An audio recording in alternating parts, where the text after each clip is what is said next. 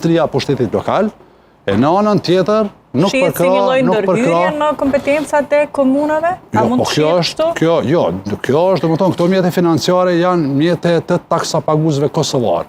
Janë mjete publike. Domethënë, dhe në vend që ta, si Ministria në këtë rast duhet vetëm ta zbatoj ligjin, i cili është miratuar nga kuvendi, sepse ekzekutivi nuk e ka drejtën ta ndryshojë ligjin e buxhetit të Republikës Kosovës pa miratimin e kuvendit të Republikës Kosovës. Dhe për këtë arsye, Bordi i Asociacionit Komunave të Kosovës dje ka konsideruar që ka mundësi që kjo ministri apo ekzekutivi në tërësi e ka shkelur ligjin mbi ndarjet buxhetore të Republikës Kosovës. A keni tentuar të flisni me dikën nga qeveria, më saktësisht nga Ministrimit të Pushtetit Lokal, apo komunikimi ende vazhdon sepse kemi biseduar?